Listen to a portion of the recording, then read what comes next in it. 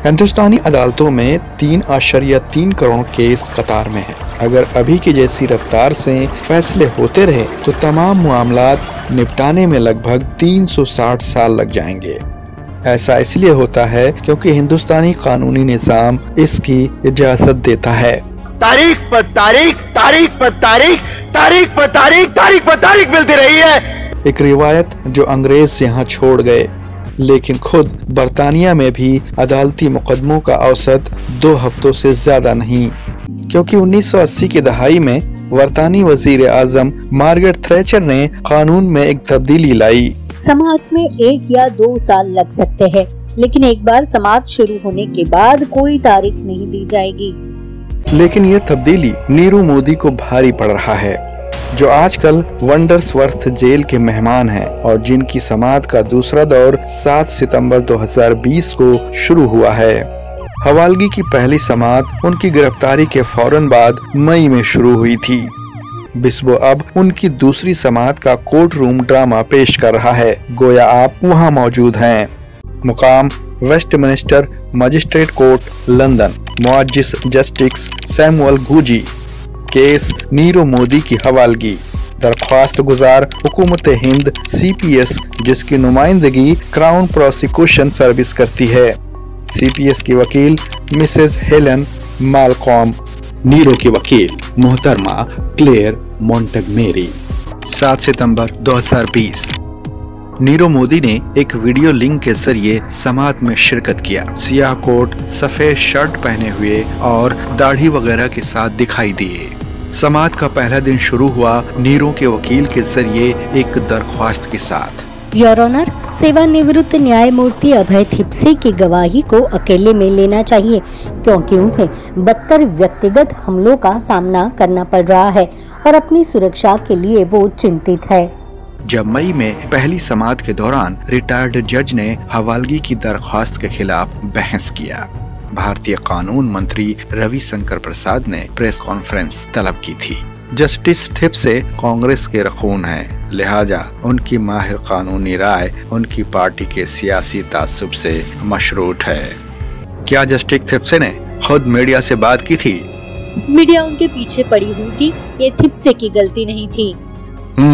मैं यहाँ मौजूदा प्रेस के मेंबरों की राय जानना चाहता हूँ। मीडिया तंजीमों में मौजूद सभी 5 सहाफी, जिनमें से मुंबई मिरर के दानिश खान भी थे, सभी ने मुत्तफिका राय का इजहार किया। सबूत अवाम के सामने पेश होना चाहिए। मैं थोड़े से वक्फे के बाद इस पर गौर करूंगा और अपना फैसला सुनाऊंगा। लौटने के बाद जस्टिस थिप्से ये पहले से ही जानते होंगे कि मामले में कितनी दिलचस्पी रहेगी। दरख्वास्त खारिज। निजी समाअत के लिए आवश्यक सबब नहीं दिखाई दे रहे, क्योंकि इस्तिगासा को अपना मुकदमा साबित करने की जरूरत होती है। उन्हें ही सबूत पहले पेश करना होगा, जिसमें मुजरिम अपनी खामियों को तलाश करने की कोशिश करेगा।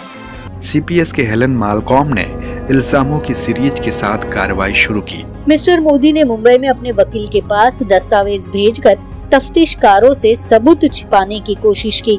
इसमें पंजाब नेशनल बैंक के लेटर ऑफ अंडरटेकिंग भी शामिल थे।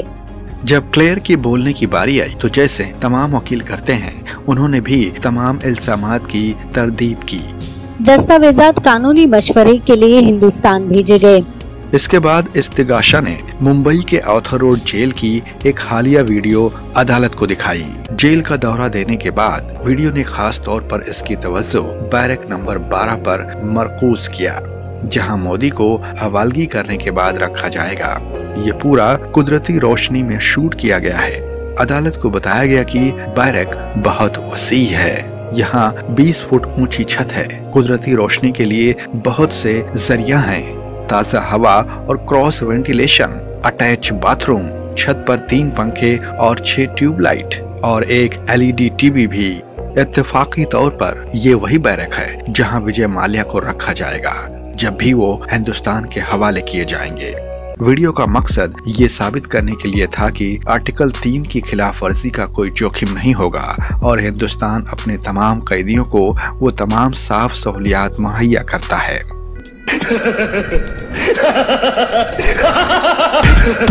दूसरा दिन 7 सितंबर 2020। इस्तेगाशा ने हिंदुस्तानी जेल का सरकारी एहदाद व शुमार जस्टिस सैमुअल गोजी के सामने पेश किया, जिसमें कहा गया था कि जेल में कोविड केसों का मसला काबू में था।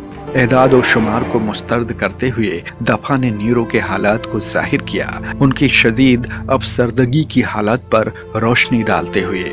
हिंदुस्तानी जेलों में नफसियाती मदद पूरी तरह से नाकाफी है, नीरव खुदकुशी के खतरे में है। इसके बाद सीपीएस बैरिस्टर हेलन मैलकॉम ने गवाह के नफसियाती बयानात पेश किए, जिसमें नीरो के 5 साबिक मुलाजिमों का 20 मिनट का एक वीडियो भी शामिल था। अपनी मर्जी के खिलाफ हमें दस्तावेजात पर दस्तखत करना पड़ा, हमें कायरो में रहने के लिए मजबूर किया गया और हमारे मोबाइल नंबर 2 बार तब्दील किए गए थे ताकि हम बाहर किसी से राब्ता न कर सकें। हिंदी और अंग्रेजी दोनों में बात करते हुए उन्होंने तफसीलात बताए कि उनमें से एक को कैसे मौत की धमकी दी गई थी। इन इल्जामात ने क्लेयर के पसीने छुड़ा दिए। मिस्टर मोदी सिर्फ मशवरे और मदद दे रहे थे। तीसरा दिन 8 सितंबर 2020।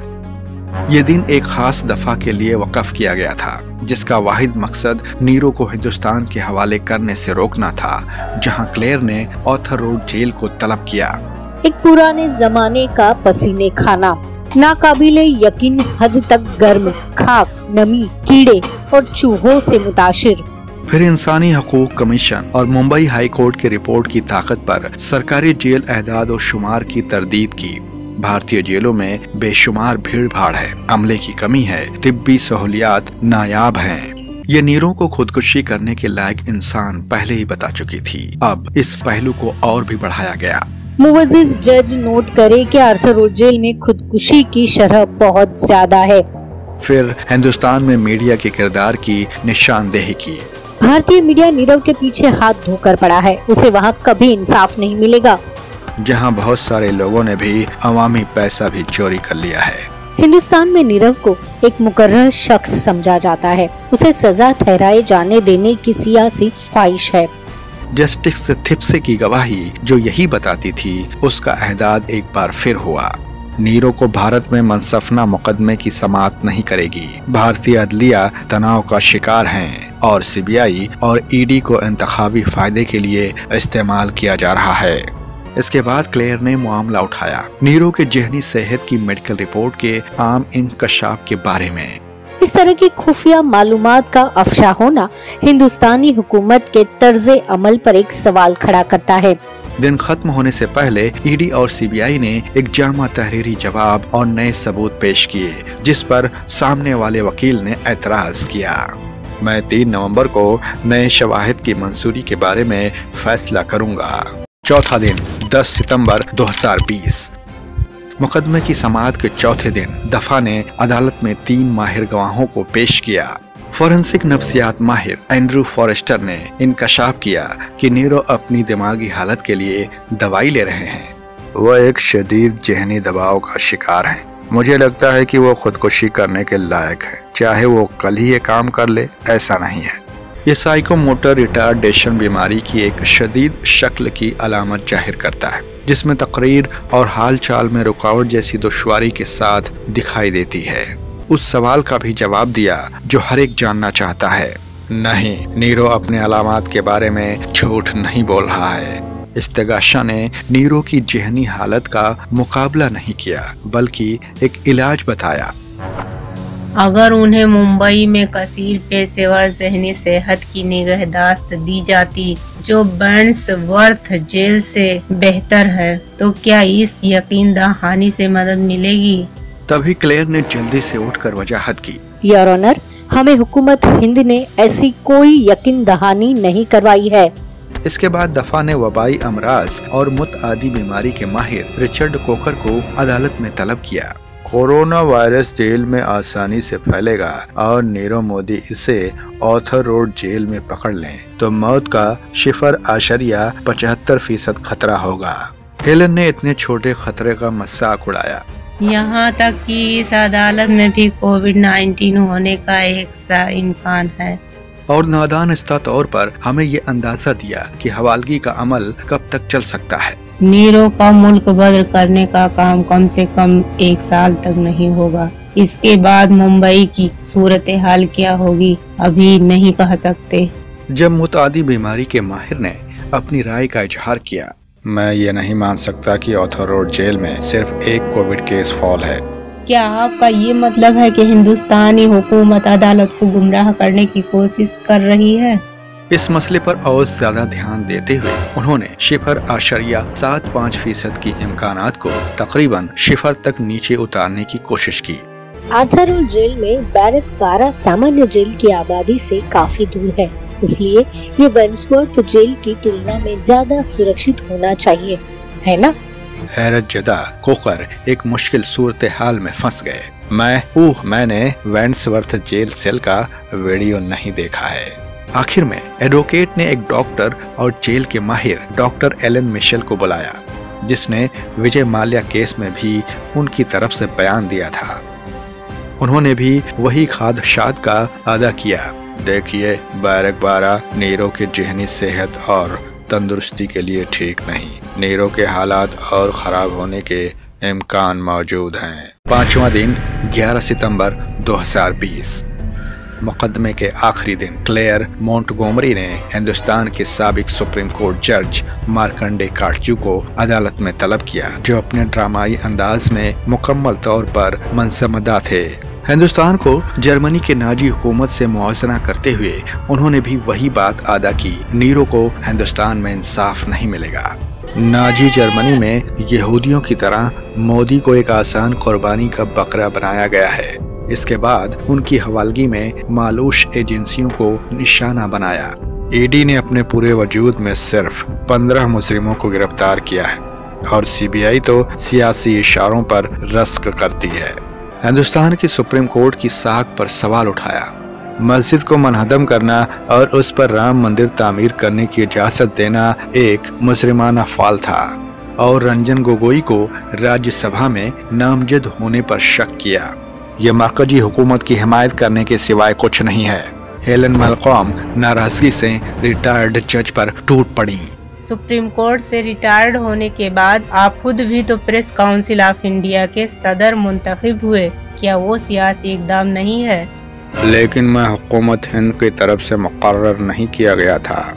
एडवोकेट क्लेयर मोंटगोमरी ने नामजद करदा बार पर किससे दोबारा पूछताछ की। आपके वजीर कानून रविशंकर के जरिए एहतिमाम प्रेस कॉन्फ्रेंस के बारे में क्या ख्याल है? ये मज़ाक खेज है। कोई वजीर फैसला कैसे दे सकता है? इसके बदले उन्हें ये कहना चाहिए था कि वो कसूरवार हैं कि नीरव मोदी को संगीन इल्जाम का सामना करना पड़ रहा है। इस तर्ज अमल से सिर्फ ये जाहिर होता है कि हुकूमत किसी को कार के नीचे फेंकने की तलाश कर रही है। क्या आपको ये मुनासिब नहीं लगता कि सबूत देने से पहले प्रेस को उनकी मौजूदगी के बारे में बताना मुनासिब था? मुझे मीडिया से फोन आया था, उन्होंने मुझसे राब्ता किया। आपको अभी कुछ कहना चाहिए था, कोई तबसरा नहीं। इसके बाद हेलन मैलकॉम ने इस तबसार के लिए अपना नुक्ते नजर तब्दील कर दिया। आप मिस्टर मोदी को क्यों बचाना चाहते हैं? मैं इस केस की खूबियों पर कोई बयान नहीं दे रहा हूँ। मैं सिर्फ इतना कहना चाहता हूँ कि उनके खिलाफ मुंसिफाना ट्रायल नहीं हो सकता, क्योंकि मीडिया और वजीर उनको पहले ही सजा सुना चुके हैं। दोनों के दरमियान सवाल और जवाब काफी हद तक गर्मा गए। आप एक खुद पब्लिसिटी किस्म के इंसान हो, जो मीडिया की सुर्खियों में रहने के लिए कुछ भी कह सकते हो। उनके पिछले कुछ मुतनहजा बयानात को इंकशाफ किया। एक बार आपने कहा था कि हम जीन्स परस्त ताल्लुक गैर कुदरती है और जो ख्वातीन तनहा रहती हैं उन्हें नफ्सियाती परेशानियों का खतरा होता है। हम आपके किसी भी बयानात को संजीदगी से कैसे ले सकते हैं? पर साबिक जज डटे रहे। मैं आपकी राय का हकदार हूँ। प्रो के लिए खत्मी समात 7 और 8 जनवरी को होगी, जिसके कुछ देर बाद फैसला सुनाए जाने की तवक्का है। तहाम भारत इंग्लैंड से हवालगी की दरख्वास्तों में खास तौर पर कामयाब नहीं रहा है। नौसेना अफसर रविशंकरन, म्यूजिक डायरेक्टर नदीम सैफी, गुजरात धमाके का मुजरिम टाइगर हनीफ, क्योंकि वो बरतानी अदालतों को समझाने में कामयाब रहे कि उन्हें हिंदुस्तान में कभी इंसाफ नहीं मिलेगा। अब मफरूरों को ये साबित करना और भी आसान हो सकता है। मुलाहिजा किस तरह से मीडिया ने खुद रिया चक्रवर्ती को कसूरवार ठहरा दिया। महाराष्ट्र के वजीर दाखिला अनिल देशमुख ने अभी नादास्तां तौर पर नीरव के वकीलों को एक और बारूद दिया। सीबीआई एक पेशेवर एजेंसी है, लेकिन आजकल इसका इस्तेमाल सियासी मकसद के लिए हो रहा है। फिर भी कुछ तवक्को की जा सकती है। इससे पहले तमाम मामलात फौजदारी के इल्जामात से ताल्लुक थे। यह मामला अवामी रकम और माली धोखाधड़ी का है, जिसे शायद इंग्लैंड में ज्यादा अहमियत दी जाती है। बिस्वो की शायरी, नीरव मोदी हाजिर हों, हवालगी का अदालती ड्रामा। भारत आने से डरे कांप रहे हैं पांव, जेलों की बदहाली पर नीरव खेले दांव। मीडिया और कोरोना का बता रहे हैं खौफ, देखें कब तक पैंतरे पाते उसको रोक।